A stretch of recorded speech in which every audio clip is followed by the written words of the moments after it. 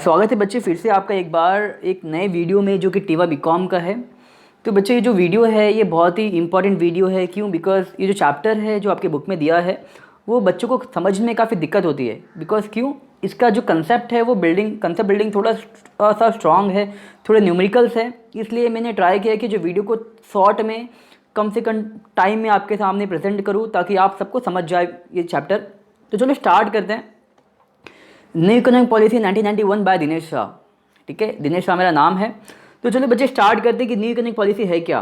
तो जो लॉन्च हुआ था ये इंडिया के अंदर 1991 में लॉन्च हुआ था। उस टाइम पे जो हमारे प्राइम मिनिस्टर थे पीवी नरसिम्हा राव थे और हमारे जो फिनेंस मिनिस्टर थे वो कौन थे? फाइनेंस मिनिस्टर हमारे कौन थे उस टाइम पे? डॉक्टर मनमोहन सिंह थे।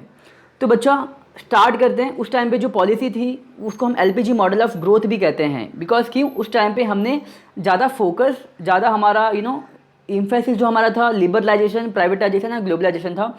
इसे हम लोग एलपीजी मॉडल ऑफ ग्रोथ भी कहते हैं। जो मेरा फर्स्ट क्वेश्चन है मेरे बुक में वो क्या है? Rational of new economic policy. Rational का मतलब बच्चा होता है नीड। ये न्यू इकोनॉमिक पॉलिसी की नीड क्यों पड़ी थी हमें? Rational of new economic policy क्यों आया था? हम यहाँ पे कुछ प्रॉब्लम्स की बात करने जा रहे हैं। वो प्रॉब्लम्स क्या है? तो जो मेरा फर्स्ट प्रॉब्लम है बच्चा वो है फिस्कल क्राइसिस। फिस्कल क्राइसिस का मतलब क्या होता है? जहाँ पे आपको वर्ड आएगा फिस्कल, आपको दो वर्ड आपके दिमाग में रखनी है। वो दो वर्ड क्या? पहला वर्ड है गवर्नमेंट। गवर्नमेंट के दो ब्रांचेस हैं। मान लो गवर्नमेंट एक कहीं ना कहीं से एक इनकम जनरेट करती है और गवर्नमेंट सेम टाइम पे कहीं ना कहीं एक्सपेंडिचर भी करती है। तो गवर्नमेंट का बच्चा इनकम कहाँ से आता है? इनकम कहीं से भी आए। मान लो जहाँ पे गवर्नमेंट का इनकम आ रहा है उसका जो एक्सपेंडिचर हो रहा है बच्चा, अगर इनकम कम है और एक्सपेंडिचर ज़्यादा है उसको कहते हैं fiscal crisis. When the income is less compare to expenditure it means the government is suffering from fiscal crisis बच्चा। ठीक है, तो फिस्कल क्राइसिस में क्या हुआ था उस टाइम पे? बेसिकली जो फिस्कल क्राइसिस था, देखते हैं हम थोड़ा एक लाइन पढ़ेंगे। Fiscal situation in India had been under mounting pressure specially since 1980s due to widening gap between revenue and expenditure of government. क्या बोल रहा है? गवर्नमेंट का रेवेन्यू और गवर्नमेंट का एक्सपेंडिचर में बहुत ज़्यादा गैप आ गया था। और गैप कैसा था? एक्सपेंडिचर ज़्यादा था और रेवेन्यू कम थे, राइट।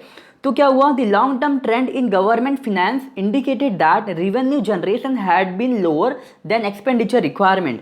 मतलब जितनी मेरी एक्सपेंडिचर की रिक्वायरमेंट थी ऑफ एक्सपेंडिचर, वो रिक्वायरमेंट मेरे को ज़्यादा था बट उसका रेवेन्यू जनरेशन बहुत ही कम था। इन शॉर्ट सेम पॉइंट है बच्चा। ठीक है, लास्ट का पॉइंट पढ़ते हैं। The worsening of fiscal situation was mainly due to significant increase in non development expenditure such as interest payment, defence expenditure, subsidies and so on.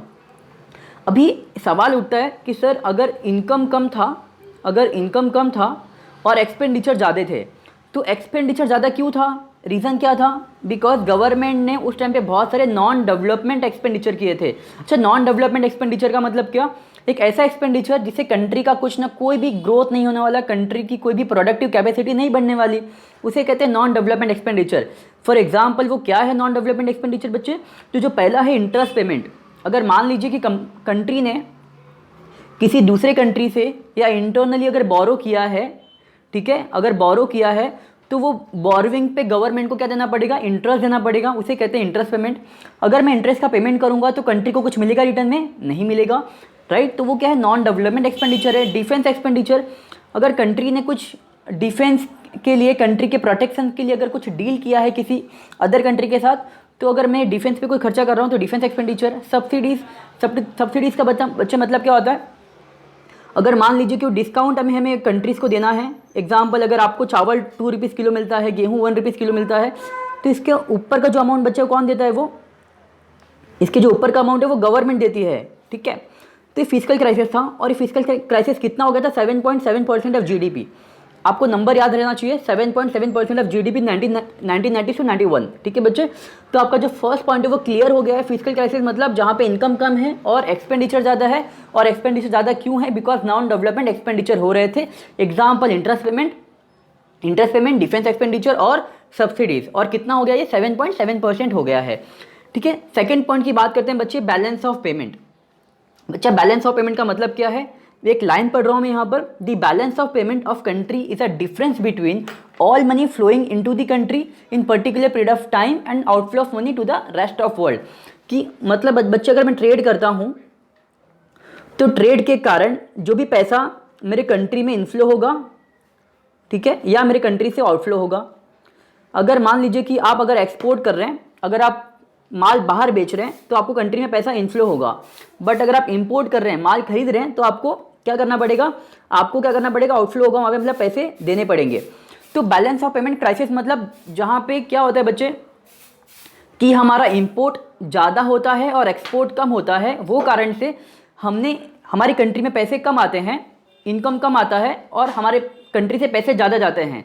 मतलब क्या हो रहा है कि जहाँ पे इनफ्लो कम हो गया है और आउटफ्लो ज़्यादा हो गया है, वो बच्चा मेरा है बैलेंस ऑफ पेमेंट क्राइसिस। याद होना चाहिए what is balance of payment. अगर मेरी कंट्री एक्सपोर्ट कम कर रही है, इंपोर्ट ज़्यादा कर रही है, तो मुझे क्या करना पड़ेगा, हमें पेमेंट ज़्यादा करने पड़ेंगे और हमको इनकम कम रिसीव होगी, वो बैलेंस ऑफ पेमेंट क्राइसिस है। एग्जाम्पल अपने घर का ले सकते हैं। मान लीजिए कि अगर आपकी इनकम 100 रुपीज़ है, ठीक है, और आपका खर्चा 200 रुपया है, तो 100 रुपीज़ का क्या बच्चा लॉस है ना आपका, 100 रुपीज़ का आपका ओवर एक्सपेंडिचर है, वो आपका बैलेंस ऑफ पेमेंट क्राइसिस हो जाएगा। ये वर्ड राइट नहीं है आपके डोमेस्टिक यूज़ के लिए, बट ये फॉर एग्जाम्पल के लिए मैंने बताया है।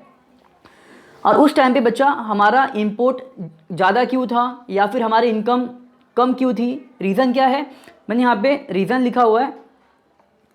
Foreign exchange reserve had fallen about $1 billion. उस टाइम पे फॉरेन रिजर्व कितना हो गया था, $1 बिलियन हो गया था, ठीक है। The payment crisis became evident in 1991 when the oil prices increase due to Gulf war. उस टाइम पे बच्चा क्या हुआ था ना, ऑयल के प्राइस बहुत ज़्यादा बढ़ गए थे, ठीक है, उसके कारण हमको पेमेंट ज़्यादा करना पड़ा था। अगर प्राइस बढ़ जाएंगे तो हमको एक्स्ट्रा पेमेंट करना पड़ेगा।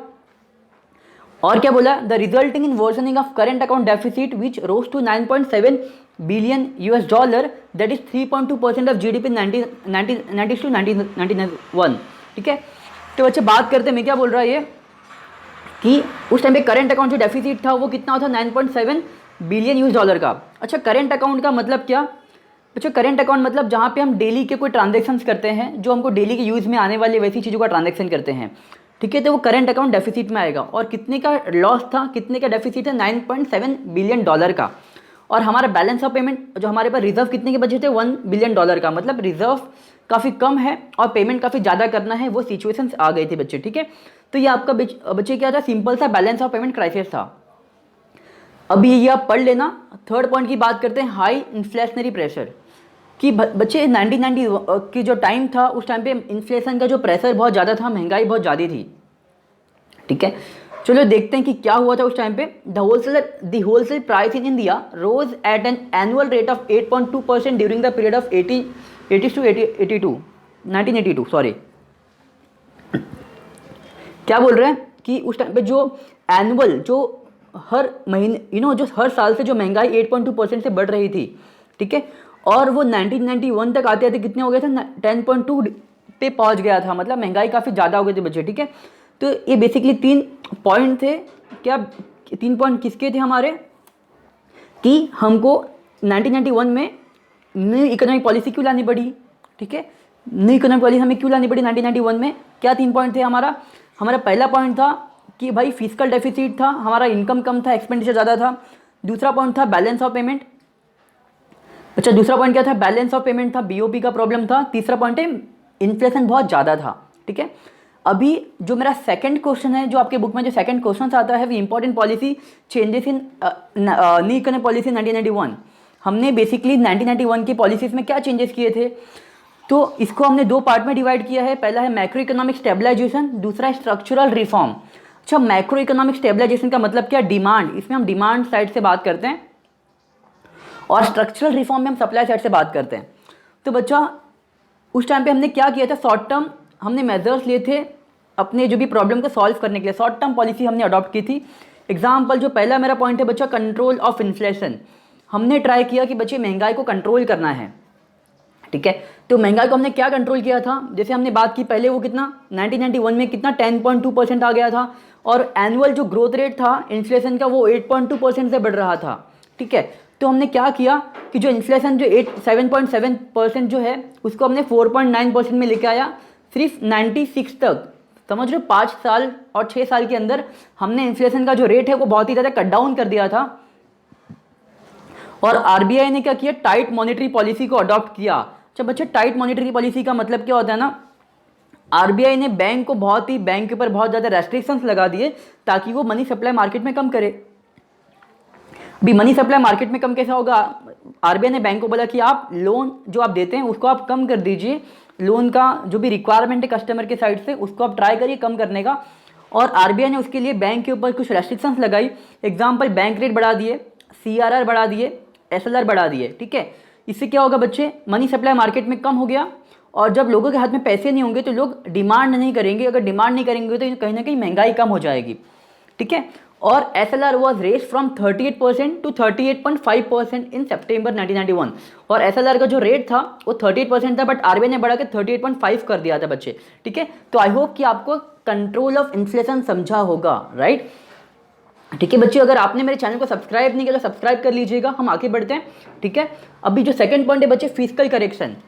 अच्छा, फिस्कल करेक्शन का मतलब क्या बच्चे, मैंने फिस्कल करेक्शन बताने से पहले मैं आपको एक बार फिर से रिमाइंड कर दूं कि बच्चा फिस्कल डेफिसिट क्या होता है। क्या बच्चे, मैंने बोला फिस्कल डेफिसिट। फिस्कल डेफिसिट मतलब मैंने बोला जहां पे गवर्नमेंट का इनकम क्या है, कम है। ठीक है, और गवर्नमेंट का क्या है बच्चा, एक्सपेंडिचर ज़्यादा है, उसको फिस्कल डेफिसिट कहते हैं। तो फिस्कल करेक्शन में क्या करेंगे बच्चे, हम लोग एक्सपेंडिचर को कम करेंगे और इनकम को बढ़ाने का ट्राई करेंगे। मैं फिर से रिपीट कर रहा हूँ, एक्सपेंडिचर को हम क्या करेंगे, कम करेंगे और इनकम को बढ़ाने का ट्राई करेंगे, मतलब फिस्कल करेक्शन होगा। तो उसमें हमने क्या किया था, मैंने यहाँ पे पॉइंट को हाईलाइट किया है, reduce non productive public expenditure by cutting down subsidies. यहाँ पे जो नॉन डेवलपमेंट एक्सपेंडिचर है, जो नॉन प्रोडक्टिव एक्सपेंडिचर है, उसको क्या कर रहा हूँ मैं, कट डाउन कर रहा हूँ बच्चे, सब्सिडीज में कम दे रहा हूँ, डिफेंस एक्सपेंडिचर पे खर्चे नहीं कर रहा हूँ, और बहुत सारे जो लॉ एंड एडमिनिस्ट्रेशन पे जो खर्चे है बच्चे उसको मैं कम कर रहा हूँ। ठीक है, आई होप कि आपको ये समझ गया होगा। अभी बैलेंस ऑफ पेमेंट एडजस्टमेंट। अच्छा, बैलेंस ऑफ पेमेंट एडजस्टमेंट का मतलब क्या, सेम बात है। कंट्री में क्या होता है बच्चे, क्या बात की थी हमने, कंट्री में क्या होगा, इनफ्लो होगा और कंट्री में आउटफ्लो होगा।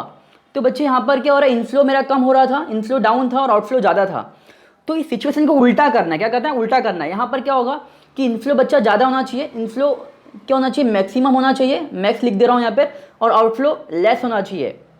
इसको बोलते हैं correction, balance of payment adjustment. तो हमने ऐसा क्या किया था उस टाइम पे, तो चलो देखते हैं हम लोग कि बच्चा हमने क्या किया था उस टाइम पे, कि रुपी वॉज डीवैल्यूएटेड फ्रॉम 18 to 19%। जो रुपीज़ है उसको हमने डीवैल्यूएट किया, मतलब गवर्नमेंट ने रुपीज़ की वैल्यू को डीवैल्यूएट मतलब कम कर दिया, ऑफिशियली कम कर दिया। ठीक है, this was followed by introduction of liberalise exchange rate management system. और ये कैसे हुआ, इसके बाद क्या किया, liberalise exchange rate system. Exchange rate का सिस्टम का बच्चा मतलब क्या होता है, दो टाइप के एक्सचेंज रेट होते हैं, एक होता है फिक्स एक्सचेंज रेट, एक होता है फ्लेक्सिबल एक्सचेंज रेट। तो लिबरलाइज करना मतलब उस टाइम पे हमने क्या फॉलो किया था, फ्लेक्सिबल एक्सचेंज रेट। बच्चा क्या बोला मैंने, फ्लेक्सिबल एक्सचेंज रेट, जिसका वो ऐसा मार्केट है जहाँ पे कोई भी करेंसी की value compare to foreign currency की वैल्यू किस में डिसाइड होती है, डिमांड और सप्लाई पे डिसाइड होती है, डिमांड और सप्लाई। ठीक है, तो हमने लिबरलाइज एक्सचेंज रेट को फॉलो किया। Under this dual exchange rate was fixed under 40% of exchange rate was to be surrendered at a official rate and remaining 60% was converted at a market determined rate। ठीक है, तो यहाँ पे 40% और 60% का वो लोग ने कैलकुलेशन किया, 40 मतलब फिक्स डिसाइड करेगा और 60 मतलब फ्लेक्सिबल डिसाइड करेगा बच्चा। ठीक है, तो आई होप आपको ये पॉइंट क्लियर हुआ होगा, बैलेंस ऑफ पेमेंट एडजस्टमेंट कैसे किया था गवर्नमेंट ने। पहली बात तो डीवैल्यूएट किया करेंसी को, बाद में लिबरलाइज फॉरेन एक्सचेंज रेट को फॉलो किया, और यहाँ पे ड्यूअल एक्सचेंज रेट जहाँ पे फिक्स और फ्लोटिंग दोनों का कॉम्बिनेशन आता है। ठीक है बच्चा, सेकंड जो पॉइंट है स्ट्रक्चरल रिफॉर्म। स्ट्रक्चरल रिफॉर्म का मतलब क्या होता है, पूरे स्ट्रक्चर्स में चेंज किए, जो भी स्ट्रक्चर्स था वो पूरे स्ट्रक्चर्स में चेंज किए। तो बच्चा पहला पॉइंट है इंडस्ट्रियल रिफॉर्म। पहला पॉइंट क्या है, इंडस्ट्रियल रिफॉर्म। अभी इंडस्ट्रियल रिफॉर्म क्या है, यहाँ पे इंडस्ट्रीज में कुछ रिफॉर्म्स किए होंगे, तो चलो देखते हैं इंडस्ट्रियल रिफॉर्म क्या था। जो पहला जो इंडस्ट्रियल पॉलिसी बच्चा एक्ट 1948 है हमारा। ठीक है, तो इंडस्ट्रियल पॉलिसी जो था उससे कहीं ना कहीं हमने कुछ वो 1948 की जो पॉलिसी में बच्चा क्या हो रहा था ना, कॉस्ट बढ़ रहे थे, इंडस्ट्री बहुत सीख थी, इंडस्ट्री कुछ अच्छा प्रोड्यूस नहीं कर पा रही थी, वहाँ पे इकोनॉमी का स्केल नहीं था, और कहीं ना कहीं जो इंडस्ट्री ग्रोथ थी बच्चा वो स्टैग्नेंट रुक चुकी थी। क्यों ये ऐसा हो गया था, बिकॉज वहाँ पे गवर्नमेंट का जो कंट्रोल है बहुत ही एक्सेसिव था, मैक्सिमम गवर्नमेंट कंट्रोल था बच्चे। ठीक है, हाँ, उसके बाद गवर्नमेंट क्या बोल रहा है, government started to liberalize industry policy major since 1985। Government ने इंडस्ट्री को लिबरलाइज कब से करना चालू किया, 1985 से। गवर्नमेंट ने बोला कि let the industry be independent, उनको अकेले छोड़ दो, उनको डिस्टर्ब ना करा जाए। अभी इसके अंदर जो मेरा जो फर्स्ट पॉइंट है बच्चा वो क्या है, एबोलिशन ऑफ इंडस्ट्रियल लाइसेंसिंग। जो लाइसेंसिंग जो राज है, गवर्नमेंट ने जो लाइसेंसिंग की जो भी बहुत जो फॉर्मुलेशन है उसको ख़त्म करने का ट्राई किया। क्या किया गवर्नमेंट ने यहाँ पर, बोला कि लाइसेंस ख़त्म कर दो, सिर्फ लाइसेंसिंग कहाँ पे लगेगा, तो वो सेक्टर क्या है बच्चा, पहला जो मेरा कमोडिटी है वो सिगरेट में हजार्डस केमिकल, अगर ऐसे कोई केमिकल जो हजार्डस टू ह्यूमन लाइफ, उसके ऊपर मुझे लाइसेंसिंग लेना पड़ेगा। इलेक्ट्रॉनिक एयरस्पेस कुछ अगर इलेक्ट्रॉनिक कुछ अगर ऐसा कुछ है तो उसके लिए भी आपको लाइसेंसिंग लेना पड़ेगा। एंड डिफेंस इक्विपमेंट के लिए भी आपको लाइसेंस लेना पड़ेगा। और या फिर कोई अगर एक्सप्लोसिव अगर कुछ है तो उसके लिए भी आपको लाइसेंसिंग लेना पड़ेगा। याद रहेगा बच्चे क्या क्या है, cigar, hazardous chemical, electronic airspace, defence and industrial explosive. ठीक है, बात करते हैं पॉइंट नंबर बी की, जो क्या है, permitted foreign investment and foreign technology. Government ने क्या बोला भाई, अगर हमें कंट्री में इन्फ्लो करना है, क्या करना है, कंट्री में अगर इन्फ्लो करना है, अगर हम चाहते हैं कि भाई बीओपी का जो सिचुएशन को इम्प्रूव करना है तो कंट्री में हमको एफडीआई स्टार्ट करना पड़ेगा। एफडीआई मतलब बाहर वाली कंट्री को यहाँ पे उनकी इंडस्ट्री सेट करने दो, जो कि एफडीआई कितना कर दिया बच्चे, 51% कर दिया। FDI initially FDI was allowed up to 51%, subsequently limit was raise to 100%। पहले ही स्टार्टिंग में एफडीआई कितना था कि 51% ही कर सकते हैं भाई, बाद में वो 100% तक, मतलब अगर कोई विदेशी कंपनी यहाँ पे अपना सेटअप करना चाहती है तो जो ओनरशिप होगा वो 100% तक के वो ओनर बन सकते हैं। स्टार्टिंग में कितना, सिर्फ 51% था, जो काफ़ी अच्छी बात नहीं होती है। Point number C, reduce the role of public sector. बच्चा ये क्या है कि गवर्नमेंट ने बोला भाई जो मेरा रोल है एज अ पब्लिक सेक्टर उसको रिड्यूस कर दो। गवर्नमेंट के रोल स्टार्टिंग में वो 17 सेक्टर तक थे, बाद में उसको 3 सेक्टर तक उनके रोल रखा गया। वो 3 सेक्टर बच्चे कौन कौन से, atomic energy, substance notified by department of atomic energy. अगर ऐसा कोई सब्सटेंस है, अगर ऐसा कोई एरिया है जिसको एटॉमिक एनर्जी फील करते कि इंपॉर्टेंट है तो वो भी रहेगा। तीसरा बच्चा रेलवे ट्रांसपोर्ट। रेलवे आपको सबको पता है गवर्नमेंट अंडरटेकिंग है। ठीक है बच्चे, जो लास्ट पॉइंट है, जो सबसे इंपॉर्टेंट पॉइंट है जिसको बच्चों को समझने में दिक्कत होती है, MRTP act. What is MRTP act, monopoly restrictive trade practices. Government पहले सोचती थी भाई प्राइवेट का मोनोपोली नहीं होना चाहिए। गवर्नमेंट ने क्या सोचा कि भाई प्राइवेट जो सेक्टर है अगर हम उनको बिजनेस करने दें तो वो मोनोपोली क्रिएट करेंगे। ठीक है, तो गवर्नमेंट ने क्या बोला, उनका बिजनेस ना बढ़ पाए इसलिए गवर्नमेंट ने 100 करोड़ का लिमिट रख दिया था कि भाई अगर आपको एक्सपांसन करना है बियॉन्ड 100 करोड़ तो आपको प्रायर अप्रूवल लेना पड़ेगा, जो कि हटा दिया गया।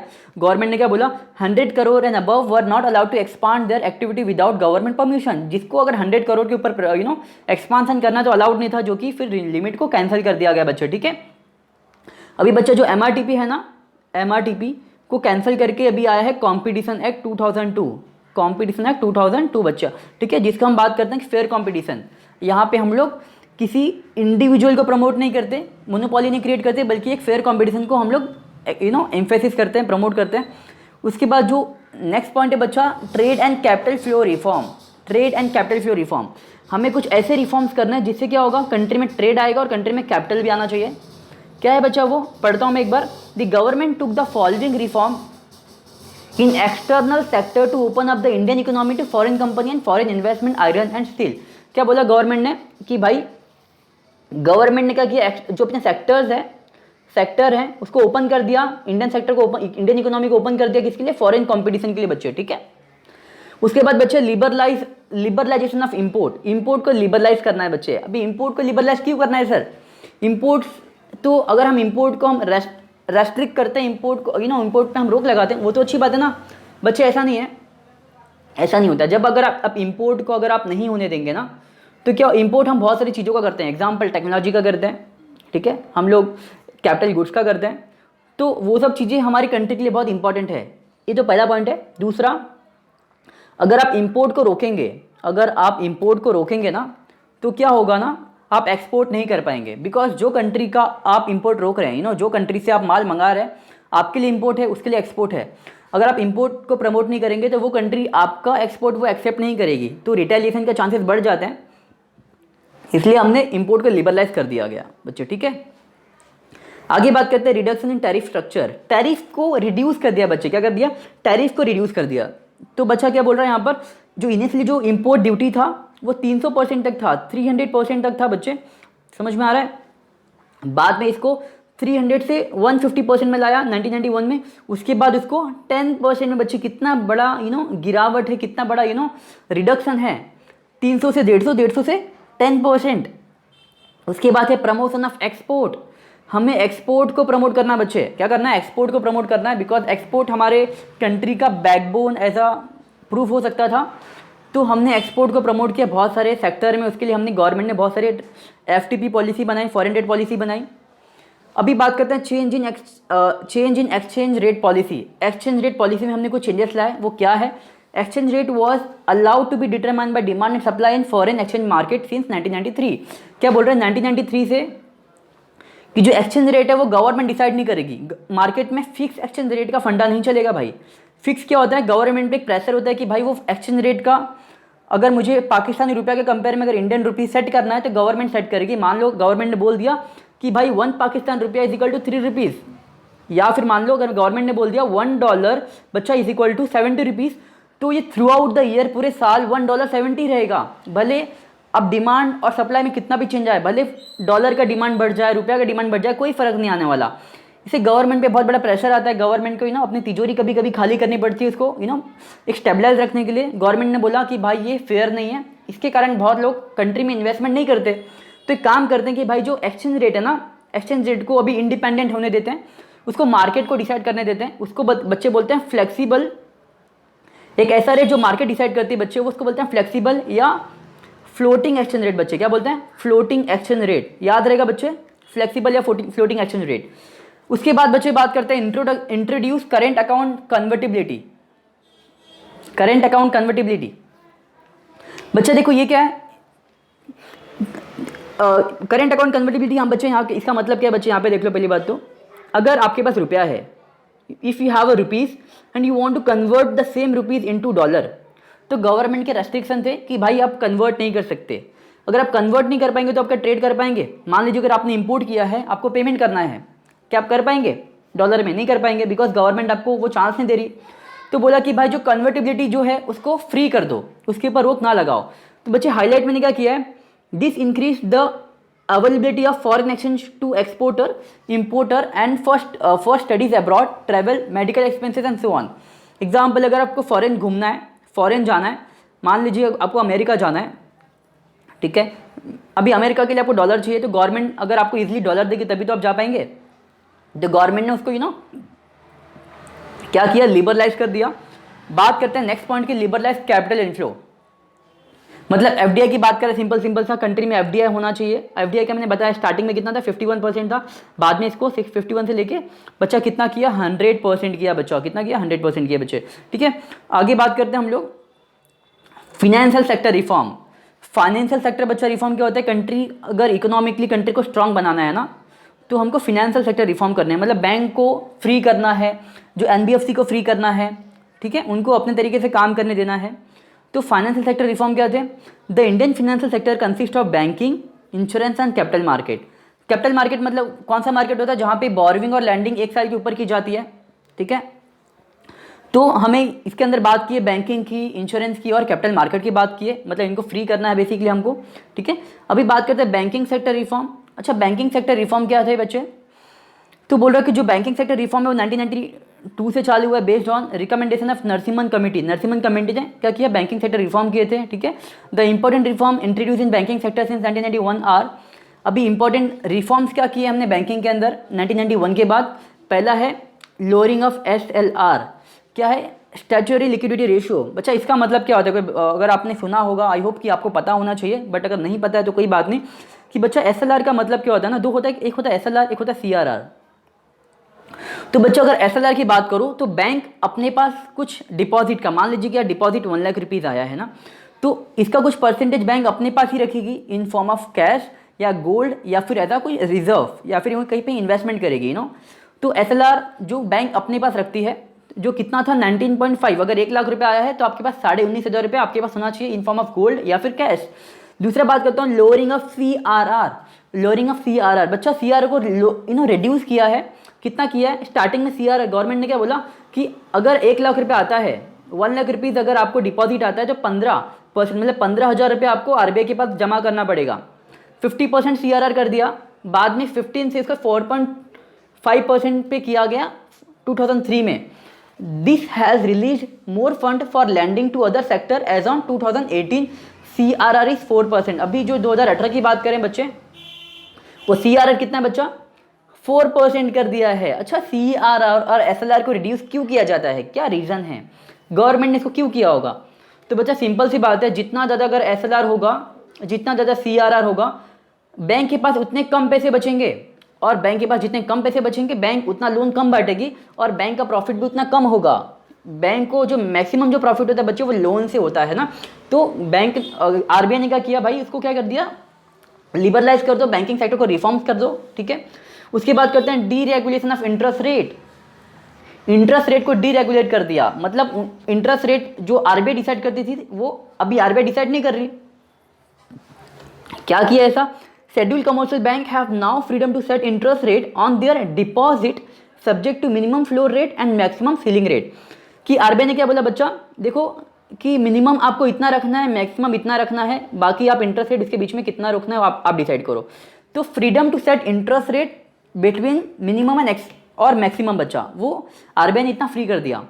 आरबीआई बोलो, गवर्नमेंट बोलो, बट आरबीआई यूज़ करना अगर आप बैंक की बात करेंगे तो, ठीक है। अभी बच्चे बात करते हैं introduction to prudential norm. Prudential norm मतलब जो भी रूल्स है, जो रेगुलेशंस है, उसको भी क्या कर दिया बच्चा, कुछ लेकर आया उस टाइम पे। क्या अभी जहाँ पे बैंकिंग के लिए प्रूडेंशियल नॉर्म क्या है, तो बात करता है recognition of income, classification of asset and provisioning of bad debts in according with internationally accepted accounting practices.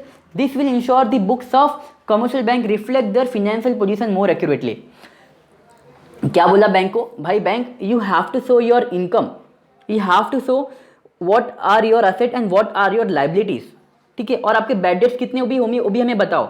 अगर बैड डेट्स है तो आपने उसके लिए क्या प्रोविजन किया है बच्चे, क्या बोल रहा हूँ मैं, अगर आपके पास बैड डेट्स है तो आपने इसके लिए क्या प्रोविजन किया है, ठीक है। ये सब क्यों करना है, बिकॉज ये इंडिया नहीं बल्कि भर बड़ी बड़ी देश करती है, तो हमें भी वो करना है, इंटरनेशनली एक्सेप्टेड अकाउंटिंग पॉलिसी, ठीक है। जो भी इंटरनेशनली अगर अकाउंटिंग स्टैंडर्ड देखेंगे तो इसके अंदर बैड डेट्स के प्रोविजंस करने पड़ते हैं। अगर ऐसा है तो आपने क्या किया है, आपके असेट्स क्या, लायबिलिटीज क्या, इनकम क्या, सब दिखाने पड़ेंगे आपको। बच्चे बात करते हैं नेक्स्ट पॉइंट की, introduction of capital adequacy norm. बच्चों कैपिटल एडुकेसी नॉर्म क्या होता है, अगर मैं CA की बात करता हूँ, कैपिटल एडुकेसी नॉर्म की बात करता हूँ बच्चे, तो आरबीआई ये क्यों फॉलो करवाती है, इससे पता चल जाता है कि बैंक कितनी बैंक मतलब बैंक अभी ऐसा तो नहीं है कि भाई बैंक इंसॉल्वेंट होने वाली है, बैंक के पास पैसा नहीं है। तो बैंक की लिक्विडिटी चेक करने के लिए, बैंक का सॉल्वेंसी चेक करने के लिए हमको ये करना पड़ता है। मैं फिर से रिपीट कर रहा हूँ, कैपिटल एडुकेशन नॉर्म क्यों किया जाता है, बैंक की सॉल्वेंसी चेक करने के लिए, कि ऐसा ना हो कि भाई कस्टमर पैसे मांगने आ रहा है, अकाउंट होल्डर पैसे मांगने आ रहा है, बैंक के पास पैसे नहीं है, बिकॉज बैंक ने लोन देके रखा है।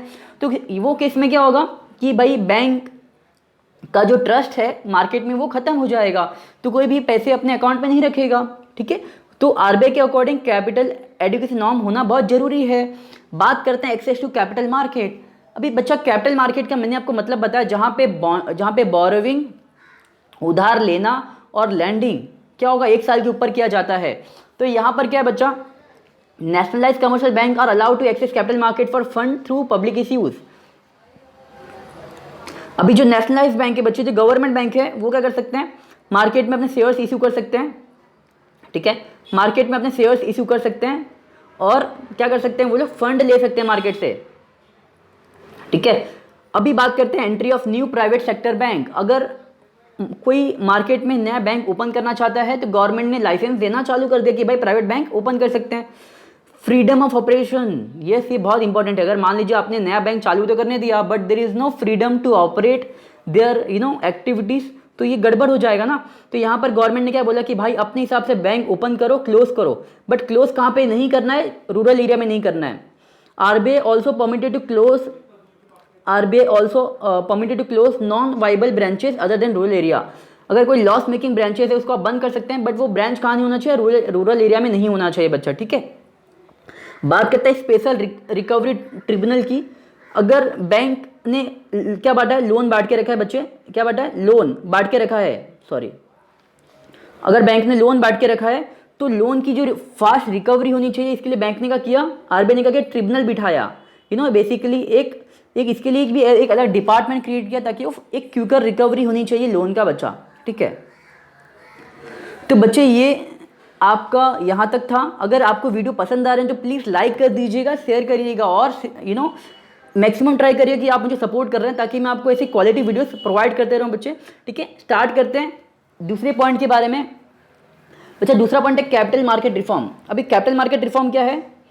कैपिटल मार्केट मैंने क्या बोला, जहाँ पे बोरविंग या लैंडिंग 1 साल के ऊपर किया जाता है, मतलब लॉन्ग टर्म के लिए किया जाता है। तो बच्चे क्या लिखा है, where long term fund can be raise through debt and equity. Debt and equity का मतलब क्या? इक्विटी मतलब जहाँ पे पैसे रिटर्न आने की गारंटी नहीं होती डेट में, जिससे हम डेट लेते हैं उसको हम एक इंटरेस्ट देते हैं। तो यहाँ पर कैपिटल मार्केट में हम पैसे उठा सकते हैं, डेट और इक्विटी से बोल रहा है, ठीक है। अब बात करते हैं SEBI as a statutory body. अभी सेबी जो सेटअप हुआ था 1988 में हुआ था, बट अपना ऑपरेशन उसने 1992 से चालू किया। आगे क्या बोल रहा है, SEBI is authorize to regulate all merchant bank on issue activity by laying guidelines and supervise and regulate the working of mutual fund and oversee the working of stock exchange in India, ठीक है। Stock market को बच्चा कौन देखता है? Stock market को, stock exchange को सेबी देखता है। प्राइमरी मार्केट रिफॉर्म बच्चे क्या है? प्राइमरी मार्केट रिफॉर्म मतलब एक ऐसा मार्केट जहां पे शेयर्स फर्स्ट टाइम इशू किए जाते हैं, जहां पे शेयर्स फर्स्ट टाइम इशू किए जाते हैं, वो है प्राइमरी मार्केट रिफॉर्म। तो क्या बोल रहा है, company are allowed to determine the par value of shares issued by them. Shares की वैल्यू क्या रखनी है वो कंपनी डिसाइड करेगी। Stricter norm have been introduce in all aspect of initial public offering. अभी आईपीओ के रिकॉर्ड में बहुत ही एक स्ट्रिक्ट लॉ फॉलो किया गया ताकि कोई भी टाइप का फ्रॉड ना हो। आगे का पॉइंट है ऑनलाइन ट्रेडिंग एंड डीमैटेरियलाइज्ड ट्रेडिंग। अभी बच्चा पहले क्या होता है ना, अगर आपको शेयर्स खरीदने हैं ना, आपको शेयर मार्केट विजिट करना है या फिर एक ऐसा जगह पे जहाँ पे शेयर हम खरीद सकते हैं। तो अभी क्या है ना कि बच्चा अभी हम जो शेयर्स को स्टोर करना है या शेयर्स बेचना है, एक डीमेट अकाउंट होता है, वहाँ से हम कर सकते हैं, जिसको हम डीमैटेरियलाइज्ड अकाउंट बोलते हैं। फुल फॉर्म इसका डीमैटेरियलाइज्ड अकाउंट है, ठीक है। तो reduction in time and cost and elimination of various risk associated with paper based और फिजिकल सेटलमेंट। पहले सेटलमेंट या फिर शेयर खरीदना बेचना बच्चा फिजिकली होता था, बट फिजिकली हटा के हमने क्या किया, डीमैटेरियलाइज कर दिया, ऑनलाइन कर दिया पूरा। Rolling settlement, SEBI has introduce the rolling settlement from January. Under this system the trading cycle has been shortened to a day and trade are settle within 2 working day. This is expected to increase. Rolling settlement जहाँ पे जो trade है बच्चा वो 1 दिन में कर दिया जाएगा, मैक्सिमम 2 दिन के अंदर कर दिया जाएगा, ठीक है।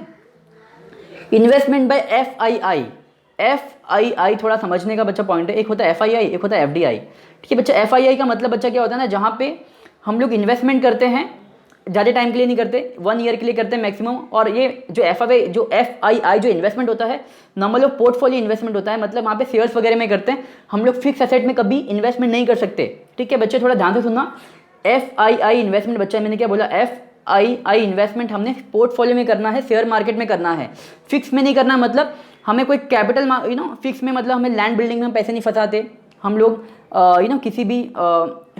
किसी भी मतलब लॉन्ग टर्म फंड में पैसे नहीं फंसाते हम लोग। शॉर्ट टर्म के लिए जो पैसे निकालते हैं और कमा के निकल जाते हैं, एफआईआई। तो हमने इसको भी बहुत ही स्ट्रॉन्ग किया। एग्जाम्पल देखते हैं, foreign institutional investor are allowed to invest in all types of security trading in primary and secondary market. जो पे प्राइमरी और सेकेंडरी मार्केट में जो एफआईआई होता है उसको हमने इंप्रूव किया है। इन्वेस्टर प्रोटेक्शन बच्चा, इन्वेस्टर प्रोटेक्शन क्या है ना, पर्पज इन्वेस्टर एजुकेशन है प्रोटेक्शन। इसके अंदर हमने इन्वेस्टर को एजुकेट किया है, इन्वेस्टर को ट्राई किया कि इन्वेस्टर एजुकेट होना चाहिए।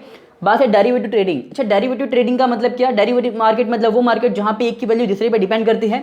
क्या बोल रहा हूँ, एक की वैल्यू दूसरे पे डिपेंड करती है। Example, there are now 4 equity derivative product in Indian capital market, namely stock option, stock future, index future and index.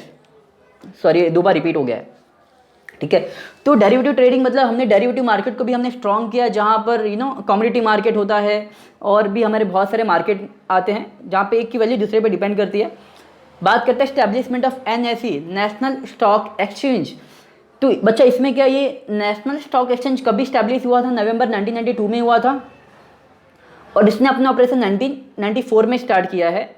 और ये क्या करता है एनएसई ने क्या किया बच्चे, ट्रांसपेरेंसी लाया है स्टॉक मार्केट में। क्या लाया? ट्रांसपेरेंसी लाया है और ऑपरेशनल एफिशिएंसी, काम करने की जो एफिशिएंसी को इंप्रूव किया है। नेक्स्ट पॉइंट है बच्चे, setting up of national security clearing और कॉर्पोरेशन। जो भी क्लियरिंग हाउसेज है उसको भी उसने स्ट्रॉन्ग किया है। एग्जाम्पल देखते हैं, क्लियरिंग हाउसेज को हमने स्टैब्लिश किया है। दी NSCC वॉज सेटअप इन 1996। ये कभी सेटअप हुआ था? 1996 में हुआ था। The guarantee all trade on NSE thus every trade that take place in freed from risk of counterparty defaulting. This has ended the risk of failure leading to payment crisis. तो basically बच्चा ये करता क्या है, national security clearing corporation क्या करता है, अगर जो भी डिफॉल्टिंग जो भी ना डिफॉल्ट के जो चांसेस होते हैं बच्चे उसको रिड्यूस करता है। आपको लगता है कि सामने वाली पार्टी पेमेंट में डिफॉल्ट करेगी, उसको वो रिड्यूस करता है, ठीक है, और आपको गारंटी पेमेंट की श्योरिटी देता है। बात करते हैं नेक्स्ट पॉइंट की। बच्चा नेक्स्ट पॉइंट है strengthening the government security market. Government security जो मतलब जहां पर गवर्नमेंट की सिक्योरिटी, एग्जांपल गवर्नमेंट सिक्योरिटी का तो ट्रेजरी बिल होता है, ठीक है, ट्रेजरी बिल है और भी बहुत से टाइप के बिल होते हैं। अगर वो उसको मुझे सेल करना है तो उसको स्ट्रॉन्ग करना है। एग्जांपल इसने क्या किया, ऑक्शन सिस्टम को इम्प्रूव किया है, जहाँ पे लोग ऑक्शन बोली लगा सकते हैं, उसको वहाँ पर पर्टिकुलर लॉन्च किया गया था। अभी इंश्योरेंस सेक्टर रिफॉर्म जो कि काफ़ी अच्छा पॉइंट है और लास्ट पॉइंट है आपके चैप्टर का बच्चा। इंश्योरेंस सेक्टर क्या होता है बच्चा, जहाँ पे हम इंडेमनीफाई करते हैं, लॉस को हम कम करने का ट्राई करते हैं बच्चे। तो यहाँ पर जो पहले इंश्योरेंस के अंदर बच्चा ना मोनोपोली होती थी गवर्नमेंट की, ठीक है, और हमने उसके लिए इंश्योरेंस को इम्प्रूव करने के लिए हमने यहाँ पर एक पर्टिकुलर सेट किया है। हमारा एक ऑर्गेनाइजेशन था जो IRDA मतलब इंश्योरेंस रेगुलेटरी डेवलपमेंट अथॉरिटी, जो कब आया था 1999 में आया था, जिसने काफ़ी कुछ फॉर्मुलेशन लाया है, पॉलिसीज लाया है। अभी IRDA क्या करता है, IRDA has given the license to number of private sector company to do insurance business and out of which a number of firm have started business. IRDA ने बहुत से प्राइवेट को इंश्योरेंस की लाइसेंस दी और कुछ ज़्यादा प्राइवेट ने अपना बिजनेस स्टार्ट भी कर दिया, बोल रहा है। The government has raised the foreign equity investment capital in Indian insurance company from 26% to 49%। Government ने क्या बोला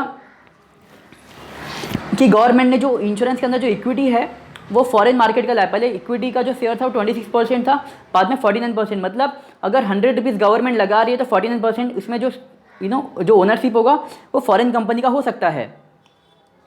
तो बच्चे ये सिंपल सा स्वीट एक्सप्लेनेशन था आपके चैप्टर का।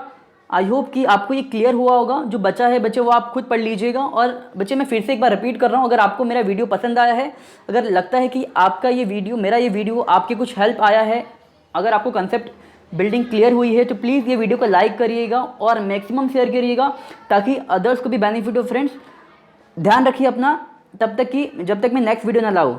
ठीक है friends, take care, thank you, bye bye.